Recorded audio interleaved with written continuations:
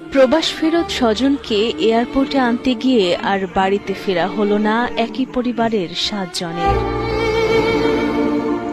স্বজনকে নিয়ে বাড়ি ফেরার আনন্দ মুহূর্তেই রূপ নিল চরম বিষাদে। বাড়ি জুড়ে এখন শুধুই কান্নার হাজারি। একটি দুটি নয়, একসাথে খোঁড়া হচ্ছে 7টি কবর। গাড়ির নৌকার মতন ভাসতেছে, গাড়ির ভিতরে পানি আসতেছে না। আমি সবারই ধরে রাখছি, তারা বলতেছে তুমি গাড়ির লক খুলে দাও, আমরা গাড়ি থেকে দরজা খোলার সাথে সাথে একজন এক জায়গাতে বাইরে যাবো, সমস্যা নেই। সে কি করছে, গাড়ির গ্লাস খুলে সে নিজে বাইরে গেছে।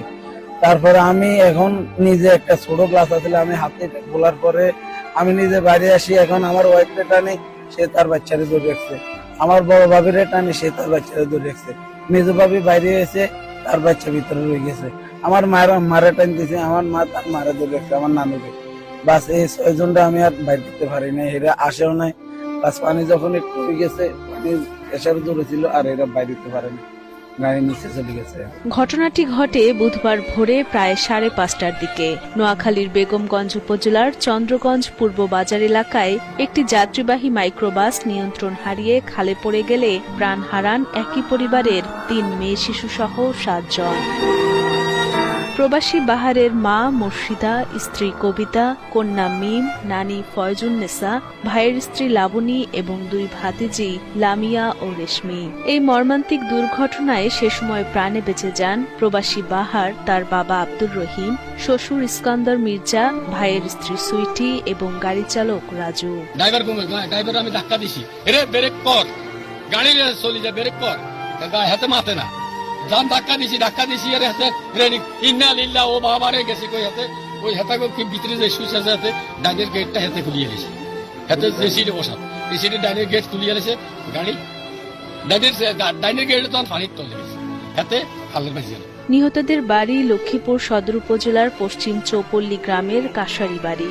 ওই বাড়ির ওমান প্রবাসী বাহারকে ঢাকার এয়ারপোর্ট থেকে নিয়ে আসতে মাইক্রোবাসে চড়ে ঢাকায় যান পরিবারের সদস্যরা। প্রায় 3 বছর পর প্রবাসী বাহারকে চোখের দেখা দেখলেও তাকে নিয়ে আর বাড়িতে ফেরা হলো না 7 জনের। আমার কুকুর আবার মিলে বের হয়েছিল, পরে দুপুরে তারা এখানে অ্যাক্সিডেন্ট হয়েছে, আমরা ঘুমেছিলাম। আমার কুকুর ফোন ধরছে, ফোন ধরে কি হয়েছে কথা অজ্ঞান হয়ে গেছে। পরে আমি আমার আব্বুর আমার আব্বু আমার কুকুর মেয়ের জন্য ফোন দিচ্ছি, অজ্ঞান হয়ে গেছে। একই পরিবারের 7 জনের এমন নির্মম মৃত্যুতে শোকের ছায়া নেমে এসেছে পুরো গ্রামে। চালককে দ্রুত আইনের আওতায় এনে শাস্তির দাবি জানান এলাকাবাসী। জানা যায়, ঘটনার পর প্রায় 3.5 ঘন্টা পানির নিচে ছিল মাইক্রোবাসটি। তীব্র স্রোতের কারণে ডুবে যায় সেটি।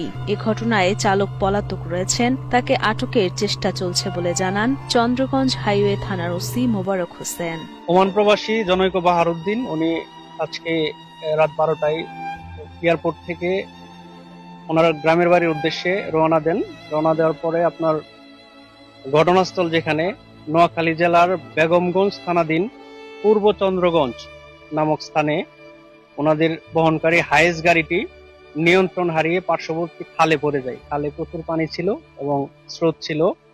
যারা পুরুষ সদস্য ছিল তারা গাড়ি থেকে বের হতে পেরেছে, মহিলা এবং শিশুরা বের হতে পারেনি। এই ঘটনায় একই পরিবারের 7 জন সদস্য নিহত হয়েছে।